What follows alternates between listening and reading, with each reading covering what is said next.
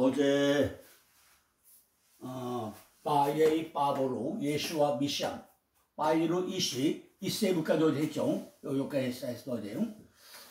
단어 하나를 다 설명을 했는데 오늘은 이제 이세부 이후에 말씀을 통해서 오늘 특별히 마태가 뭔가 마태의 말씀 좀 구체적으로 들어볼까 합니다.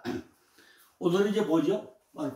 빼베이트는 뭐죠? 내 안에 성전 짓는 이야기예요. 여기 성전이죠. 바로 여기 성이 뭐죠? 집이죠, 집. 내 안에 집 짓는 이야기입니다. 빼베이트, 내 안에 집을 짓는 이야기입니다. 바로 베이트가 집이죠. 집이고 가정이고 하우스 이런 뜻입니다. 베이트는 고린도전서 3장 10절에 뭐가 했죠?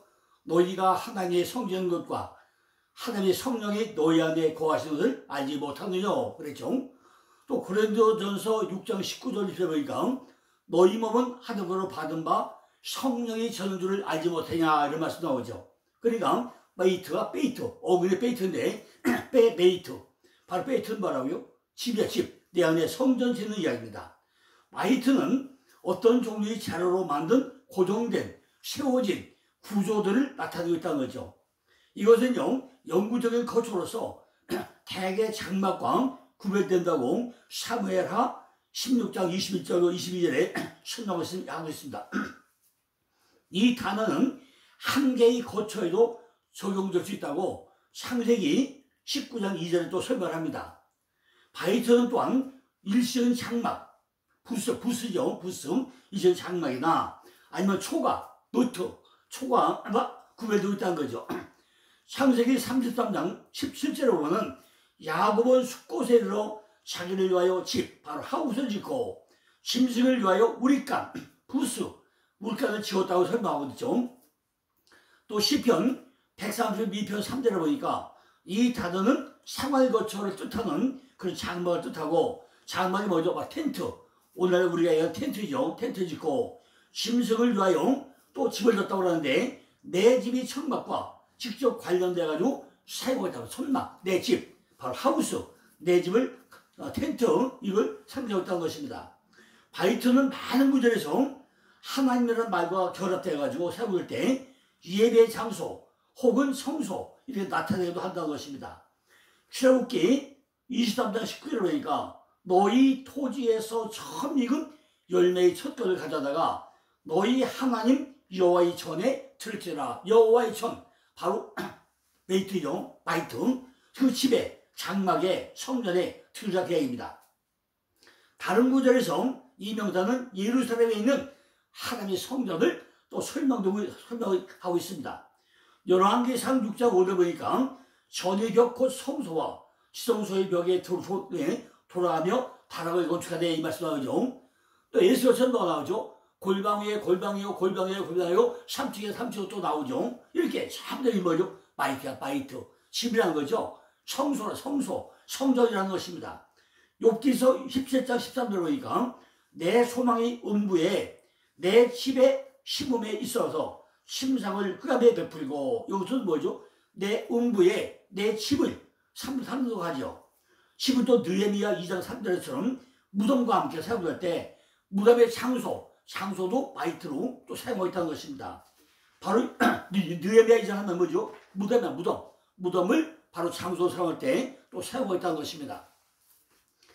왕은 만세조를 하옵소서 나의 열조의 묘실이 있는 성읍이 어찌 황무하고, 이렇게 묘실, 무덤 이것도 설명할 때도 바이트가 사용되어 있다는 것입니다. 열왕기상 18장 31절 보면 뭐가 나오죠? 엘리야의 갈멜산 전투가 나오죠. 850대 유다 전투하는데 거기 뭐하죠? 갈멜산 꼭대기에 다 고랑을 파고 물을 두세 통 든 물을 세 통씩 네 번이나 붓고 두 고랑에 두 종자의 집, 두 종자, 하우스 오브 투 시드스, 곡식 종자 두 세야. 그걸 말하는데 그 두 종자의 집이라고 나와. 집 바로 고랑을 파는데 그게 뭐예요? 두 종자의 집, 종자가 묻힐 집이라는 거죠. 그걸 보랑이라고 하는데 보랑이 곡식 종자를 담는 용기, 그때도 바이트가 쓰고 있다는 것이다. 바이트가 그러니까 이 갈멜산 전투의 가장 중요한 뭐죠? 왜 누가 어떤 사람이 물을 쇠독에 4번 떠왔는지, 고랑을 몇 물에 들어봤는지, 거기서 뭐죠? 그 물이 다 타버리게 만들게 하나님이 어떤 것인지 대단한 역사가 일어나죠. 그런데 혹시 두 종자의 집을 바로 바이털에다가 삼고 있다는 것입니다.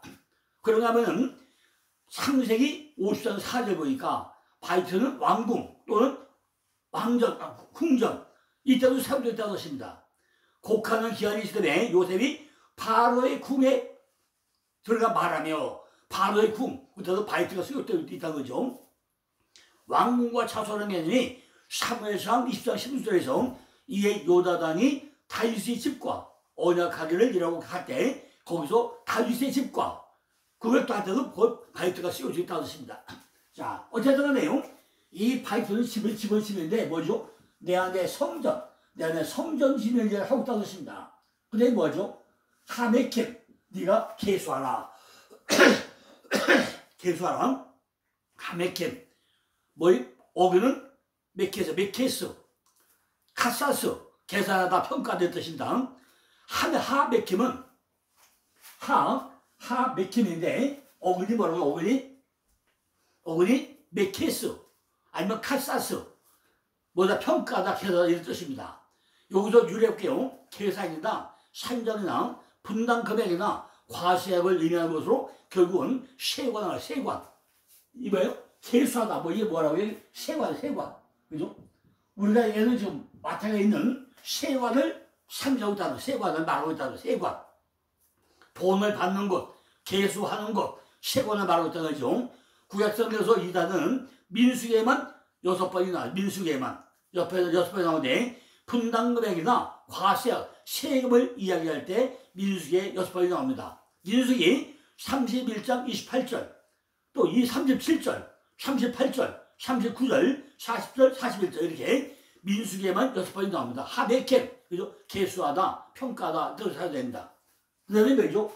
바로 벳삼, 바로 누구죠? 마태라고 이름하는, 그죠? 마태라고 이름하는 그의 폐, 바로 뭐죠? 이 앞에 걸 전부 다 끌고 와가지고, 그 이름이 뭐냐? 지금 이렇게 앉아있는, 거기서부터 지나갈 때 앉아있는 그 사람이 누구야? 그 사람 이름이 뭐냐? 그때 밥을 붙여가지고, 셈이 바로 이름이죠. 이스라엘 사람들도 또한 고유의 개인적 이름들을 중요하게 잘 인식했다고 어제도 말씀드렸죠.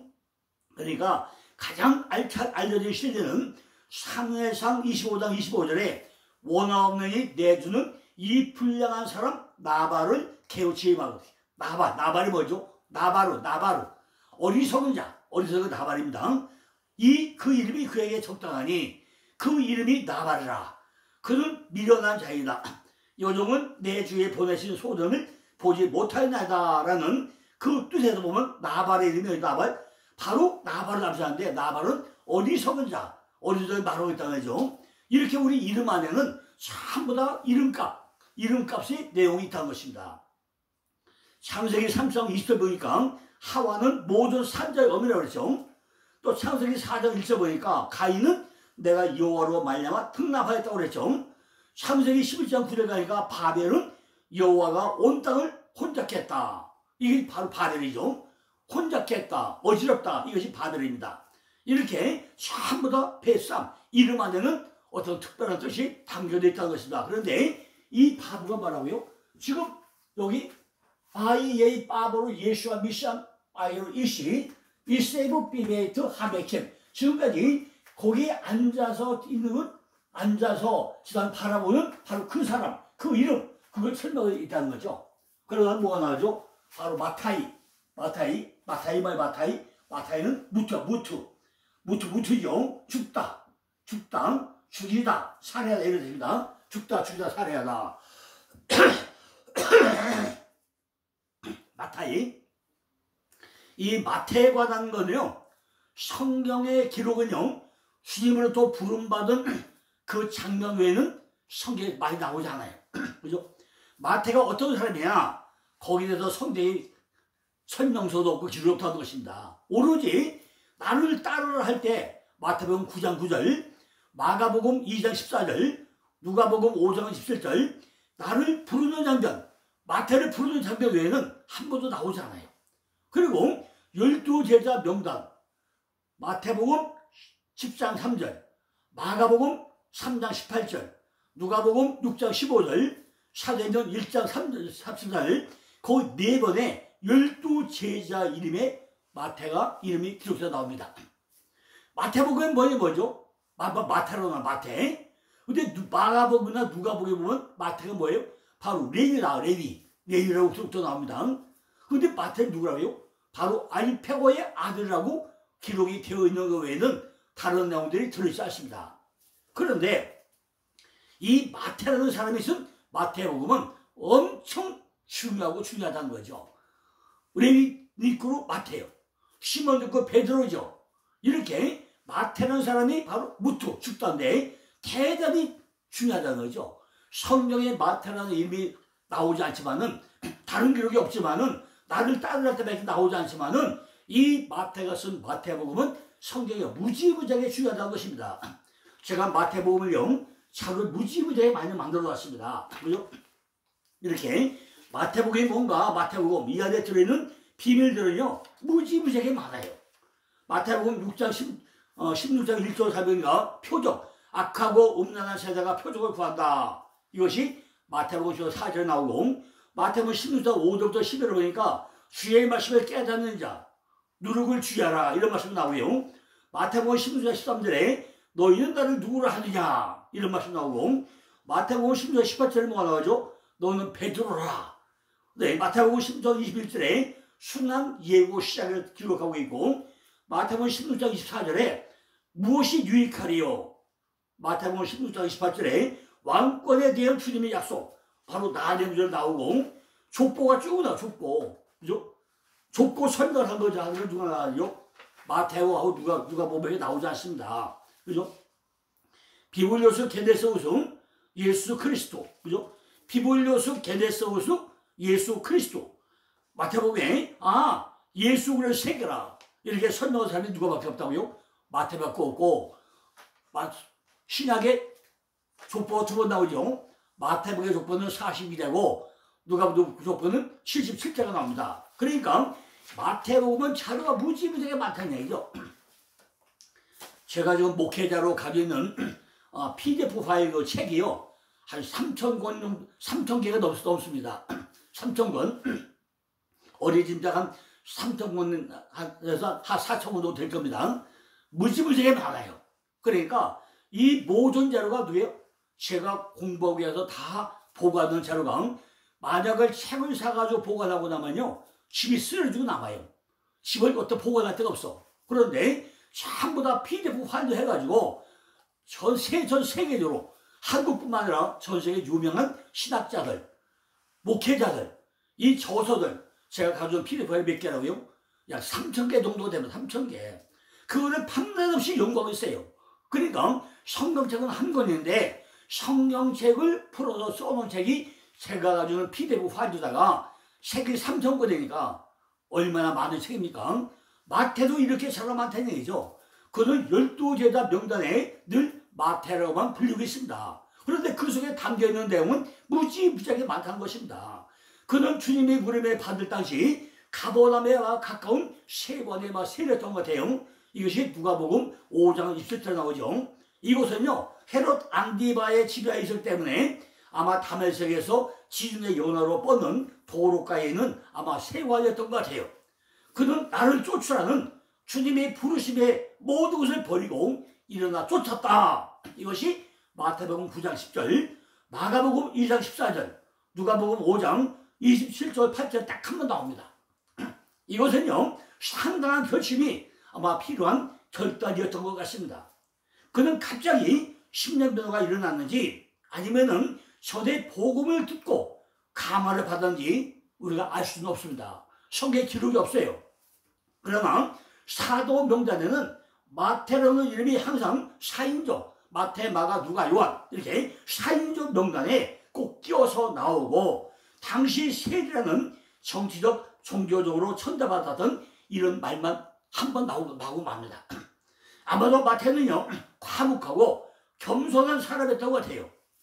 예수님이 부활 후에 마태는 약속의 성년을 대망하는 사도들 틈에 있었다고 사도행전 1장 14절에 한번 기록이 나옵니다.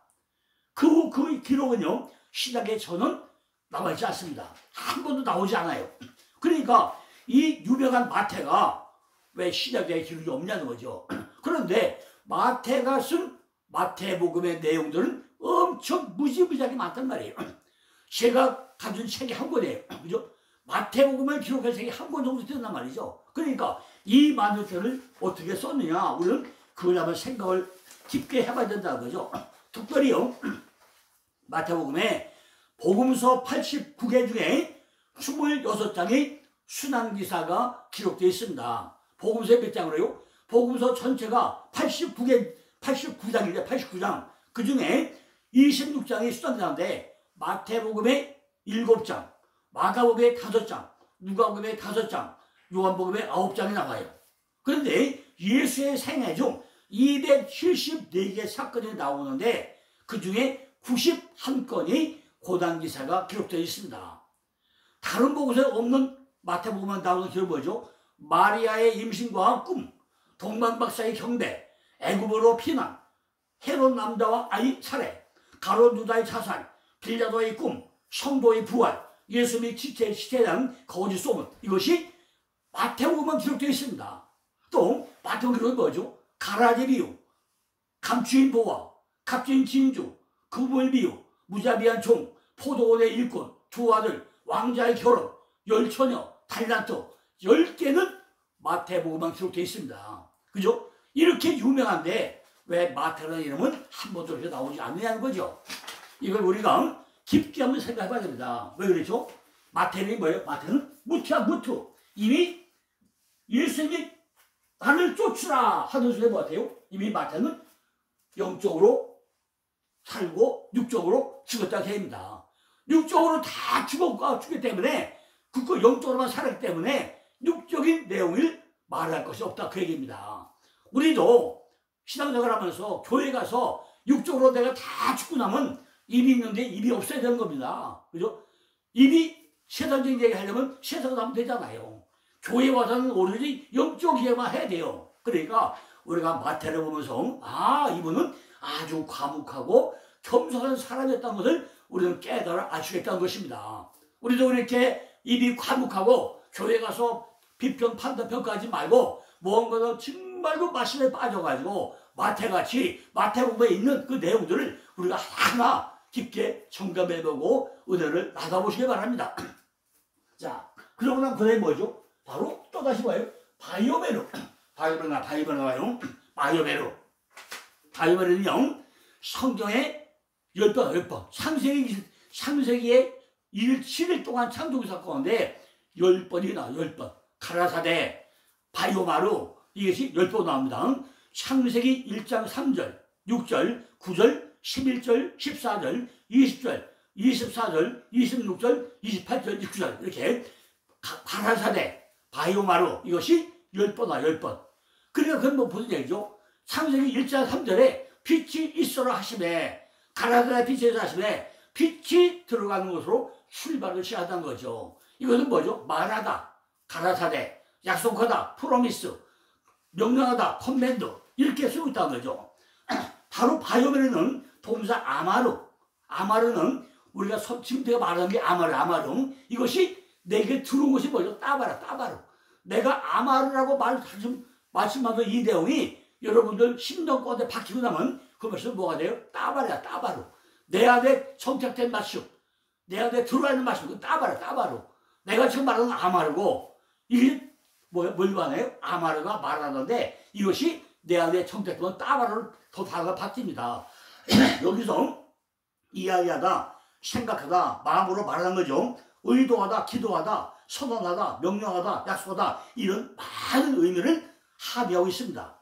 아마르는 하나님의 창조적인 말씀에 대해서 사용되었는데 지금 몇 번 했죠? 10번 사용되어 있는데 말씀하시는 하나님이 말씀하옵소서 이런 식으로 7일간의 사역 가운데 몇 번 한다고요? 10번 나와요. 이 탄에는 그것이 표현한 것을 존재케 하는 신적 명령의 말씀, 그 창조적 말씀의 전설을 우리에게 보여주고 있다는 것입니다. 아마르는 가장 일반적인 용법은 직접적인 대화에 나온다는 거죠. 창세기 1장 3절 보니까 이때 주체는 바로 하나님이죠. 창세기 3장 1절에서 에덴의 뱀이 또 나오죠. 또 3장 10절에 뭐죠? 두려워서 하나님에게로부터 숨고자 한 아담에 대한 말씀하죠. 민수기 22장 28절에는 왕관 선전을 전환시키려고 한 발람의 당나귀에서 나오죠. 욥기서 39장 25절에는 전쟁을 하고 싶어하는 군망, 또 욥기서 28장 14절에는 바닷속에 있는 지혜의 거처를 부인하는 바다, 또 사사기 9장 8절에는 왕을 찾는 자의 숲의 나무들에 또 세우고 있습니다. 이것이 전부 다 아마르로 세우고 있다는 것입니다. 이 동사는 문자적인 문맥들, 바로 의인법을 쓰고 있다는 거죠. 그리고 엄격한 설화에서 이용되는 사실을 우리가 쉽게 알아낼 수 있습니다. 더 깊은 의미의 창조적 말씀에 대해서는 시편 33편 6절이나 이사야 40장 26절이나 요한복음 1장 1절로 3절이나 히브리서 1장 2절, 히브리서 11장 13절, 근데 골로새서 1장 15절 뒤에 거기서 또 증거에 대해서 설명되어주고 있습니다. 그러나 하나님이 이런 창조적 말씀은 모든 인간적인 말과 완벽하게 다르다는 것입니다. 그 말씀은 공허하지 않다고 신명기 32장 47절, 이사야 55장 11절 말씀하고 있고 아주 강력하며 전능하며 최고의 창조적 잠재력을 가지고 있는 것이 아마르 말씀하시고 가르쳐라는 말씀입니다. 하나님은요, 창세기 12장 1절에서 아브라함에게 가라고 명령하죠. 떠나라, 레카. 네가 친척과 본토가 떠나라. 너희 너된 것, 조다 내려왔던 것, 너희 속성된 것, 이걸 떠나라. 그때는 레카. 그때도 아마르가 성도에 있다는 것입니다. 여기에는 여호수아 11장 9절 보니까 여호수아에게 말씀하셨고, 이때도 아마르가 성도에 있다 이죠. 여호수아는 그 말씀을 사와 명령으로 실행했다는 것입니다. 그리고 아마르는 대하 29장 24절에서 성전 정화 이후에 제물에 관한 히스기야의 명령도 사용되어 있고, 에스더 9장 25절도 하만과 그의 아들들을 매듭으로 해서 유대인을 도살하라는 포고를 번복시키려 한 아수에라의 서신 명령에서 발견되고 있습니다. 자, 그 다음에 이제 아마라고 뭐가 나죠? 엘라이브 뭐죠? 몸을 향하여, 나를 향하여, 말씀하시는 몸을 향하여, 몸을 향하여죠. 엘라이브. 바로 어근은 엘레카. 어근이 엘레카, 아니면 일레카. 레카는 뭐예요, 레카? 그래서 알레크 15어근이죠. 고, 가다, 오다, 걷다, 워크. 이런 뜻입니다. 알레크는 보통 사람이 일반적인 음식을 나타내고 있는 것입니다. 여러 종류의 가는 행위에 대해 가지고 구체적 적용은 다양하게 벌어질 수 있는데, 예를 들면은 창세기 3장 14절에 뱀이 기어다닐 때도 엘라이브, 레카를 사용했고, 예레미야 애가 5장 18절에 여우가 놀고 있다 할 때도 엘레카가 사용되고, 창세기 7장 18절에 물속 물에 떠다 배가 항해할 때 다니는 거, 그때도 엘레크, 그 사용되고 있고, 창세기 2장 14절에 물이 흘러가는 거, 이때도 엘레크, 레카, 이게 사용되고 있고, 출애굽기 19장 19절에 나팔 소리가 좀 소리가 좀 커질 때, 이때도 엘레카가 사용되고 있고, 출애굽기 14장 20절에 사람이 걸어가는 등을 말할 때도 엘레크가 사용되어 있다는 것입니다. 자, 이건 뭐죠? 엘레브, 레카, 하라이. 레카 하라이. 내게 따라오라요. 하라이. 레카, 오라, 하라이. 아니, 그러면 왜 이중을 써놓았냐는 거죠? 왜 가다, 또 따라가다, 왜 이중을 이렇게 써놨냐는 거죠? 엘레크, 가다 하면 되는데, 가다 하면 되는데, 뭐예요? 레카, 가다, 오다 하면 되는데, 왜 또, 같으면 또 이중을 사용했냐는 거죠? 그냥 따라간 것이 아니라, 훈련을 받기 위해서 따라간다는 거죠. 그죠? 엘라이브, 레카. 엘라이브, 레카.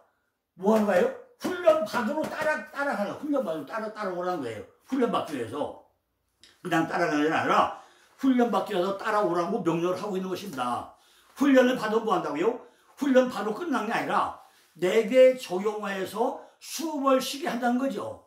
예수 그리스도가 가는 쪽으로 방향을 맞춰서 그쪽으로 따라가는 것을 지금 말하고 있다는 것입니다. 단순히 따라가는 게 아니라 그분이 가는 곳을 아하라이브, 즉 바라보면서 적용하면서 따라가야 된다는 거죠. 주님이 말씀할 뜻을 알고 그곳을 우리가 바라보면서 따라가야 한다는 것을 말하고 있는 것입니다. 예수님 말하는 걸 엉뚱한 딴 데 보고 가면 되겠어요? 길을 잃어버릴 거 아닙니까? 그러니까 예수님 말하는 걸 쳐다보면서 따라가야 된다는 거죠. 주님이 말씀한 뜻을 알아들으면서 바라보면서 따라가야 한다는 것입니다.